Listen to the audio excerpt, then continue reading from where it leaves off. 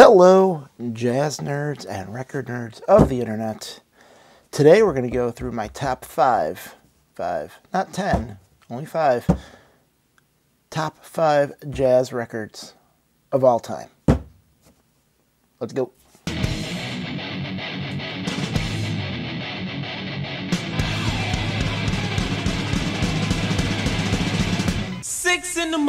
If you've watched my channel, you may have noticed that I tend to do top 10s of different genres that I enjoy.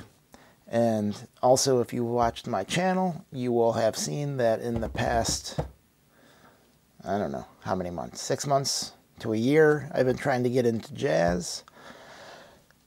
At one point, I was going through all the jazz records that I was buying and then kind of rating them and discussing them. That became an overwhelming process considering how many jazz records I was actually buying. So I think I've discontinued that. If that was really interesting to anyone, let me know and maybe I'll start that back up. But for the time being, I'm not doing that anymore.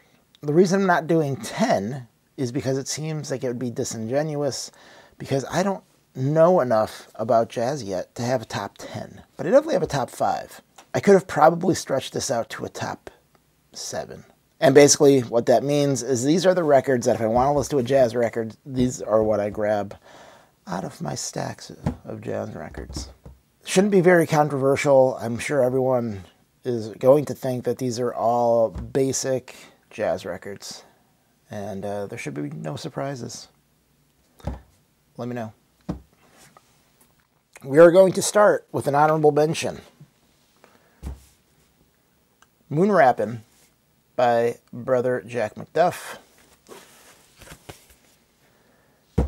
I consider this more of a funk record, even though it's on Blue Note. But it's really good, and I pull it out all the time, and I enjoy listening to it.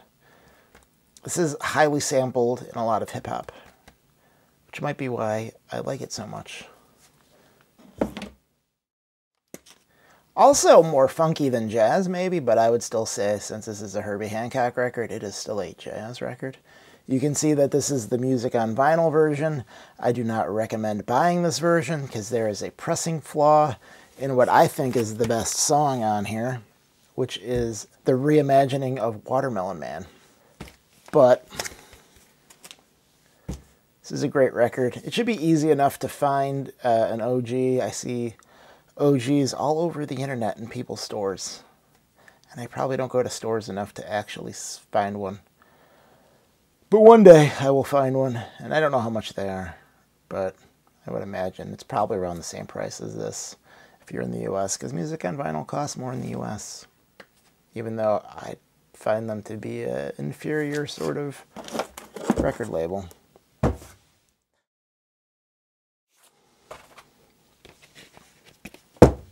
Number 4, Hank Mobley Soul Station. I like this one a lot. This is the Blue Note reissue. You can go buy this right now. Go buy it. It's good. I don't have a lot to say about it other than it's good. Go get it. And then next is one that I did a comparison video of, not entirely OG because this is the second pressing, but it is mono Columbia 6i pressing of it. I did a comparison between this and the music on vinyl version. This was much better. Try to find one of these. This one I see way less than the Herbie Hancock, so this might be a little bit of a problem to find, but I would still probably try to find this one. If not, the music on vinyl one isn't bad. There's no pressing flaws. That's at least a good thing. This is 2. Sonny Rollins, Saxophone Colossus. I listen to this record all the time. It sounds fantastic. This is a fantastic reissue that I didn't pay a lot of money for on Amazon. I think this is actually out of print, though. You know, it's tip-on sleeve. It's thick cardboard.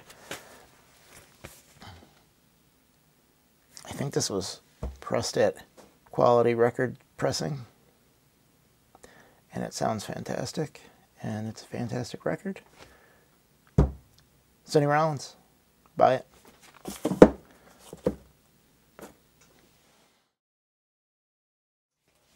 My number one favorite jazz record. Mingus. This is also a music on vinyl version that, I don't know, it sounds good, but I know that if I had a better pressing, it would probably sound better. And so if I ever see one, I will buy one. However, I probably won't be able to afford it. This record, I don't know, I feel like it's pretty accessible. Maybe other people might not think so. Are there other Mingus records I should pick up? I have another one, but it covers some of the same ground as this. It's the Mingus. Marsha. And I'm looking for more Mingus in my life, and so far I've not been able to find it. So help a brother out. Let me know, what do you think about my list? What does Chatty Cakes think about my list? No Chatty Cakes released records. I was kind of hoping that I would be able to find one of the Mingus one steps. I was hoping that the market for MoFi was going to crash, and maybe it did a little bit, but not enough to make that thing easily available and inexpensive. I was hoping to pick it up for like 50 bucks. That's not going to happen. All right, so I will have some links to my videos where I reviewed jazz records. There'll be one here, here, and here. If you have any suggestions of jazz records that a non-jazz fan should buy, let me know. Based on these records here, what else should I pick up? I'm always looking to expand my horizons. I will say I own a lot of jazz records at this point. How many? I don't know. It has to be 30-ish, which might not seem like a lot, or might seem like a ton. I don't know. Those are my top 5. Talk to you later.